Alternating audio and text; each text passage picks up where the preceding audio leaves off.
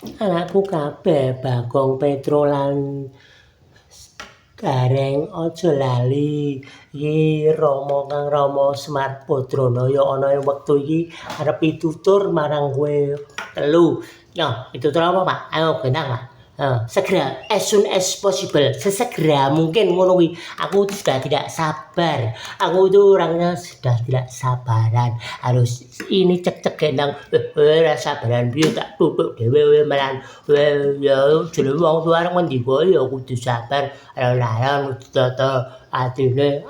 Sudah, aku sudah tidak sabar lagi. Yang namanya Gareng sudah tidak sabar. Aduh. Anakku Bagong, tak tuturi ya Bang ya. Kowe kudu pinter nonton kahanan situasi kondisi yang terjadi di dunia ini.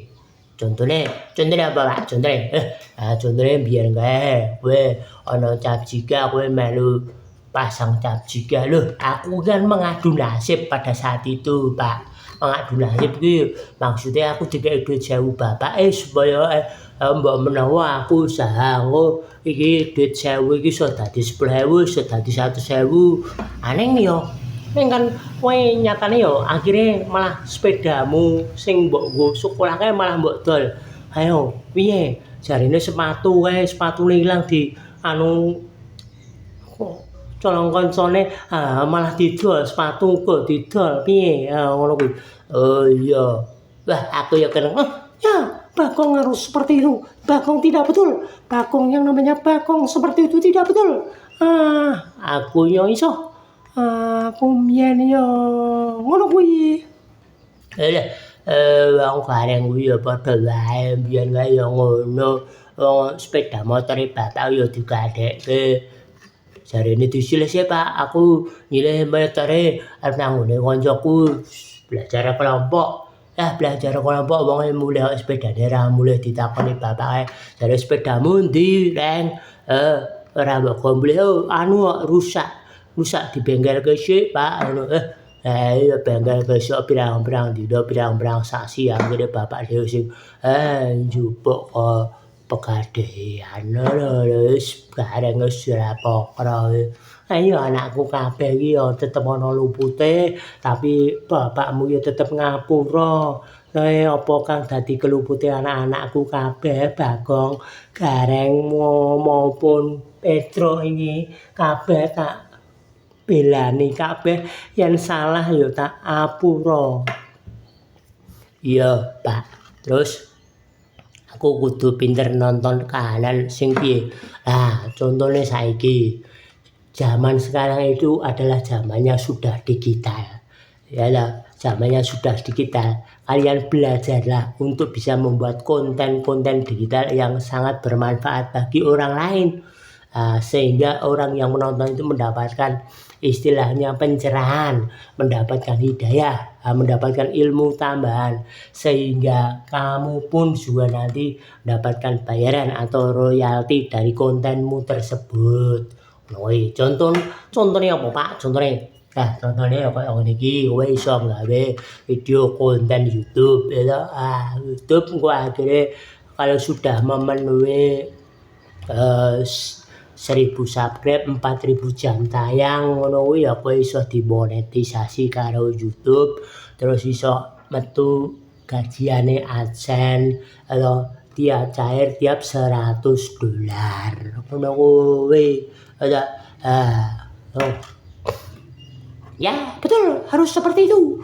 Bagong itu tidak pernah memperhatikan apa yang menjadi ulasannya, menjadi pituturnya ortu. Bagong tidak pernah seperti itu. Tidak pernah melaksanakan apa yang menjadi pituturnya ortu Kyai Semar Badranaya. Lah, awake ngono kuwi piye to, Kang Gareng? Wong ya kadang ya kowe ya duwe luput, duwe salah kok kowe terus ngelek aku terus.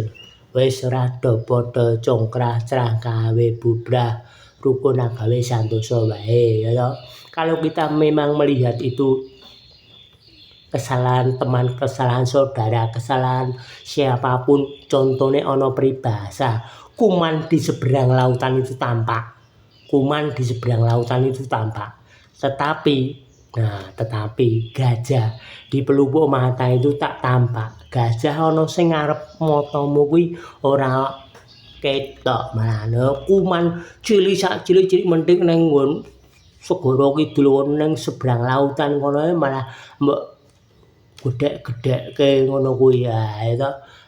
Kuwi kudu ngerti, kudu eling kabeh bahwasanya semua orang itu punya kesalahan. Nah, ayo anakku kabeh kudu pinter, kudu iso nonton situasi dan kondisi kahananing donya. Ngene iki suwe-suwe donyane wis ade ngerti dhewe iki ono bencana alam ning Aceh, Tamiang, ning Sumatera Utara, ada Sumatera Barat. Nah, kuwi karena ulahnya siapa? Ya ulahnya manusia sendiri yang tidak bertanggung jawab kepada alam. Oh lah wong wit dibabati jarine arep ditanduri kelapa sawit lan ditanduri yo segera. Berpuluh-puluh hektar ngono pohon-pohon ditebangi ngono ora bener blas, akhirnya dadi banjir bandang hanyut. Sing hanyut kuwi ya lumpur lah, sing hanyut kuwi ya kayu. Akhire nerjang wong, pemukiman penduduk, wong-wong sing akeh sing mati, omahe rusak, mobile hilang, mobile rusak, harta benda sudah tidak ada artinya kalau seperti itu. Ya, ayo kita harus mengetahui situasi dan kondisi. Artinya kalau situasinya memang tidak memungkinkan untuk kita melakukan penggundulan hutan itu ya aja dilakukan sik. Ya kudu disiapke sik, maksudku disiapke sik ketika akan melaksanakan penggundulan hutan ya kudu disiapke sik uga rampene. Maksudnya engko iki hutan iki nek wis gundul tak tanduri neh, kudu wajib ditanduri meneh. Lah ngono kuwi ya ta, kudu ngerti situasi lan kondisi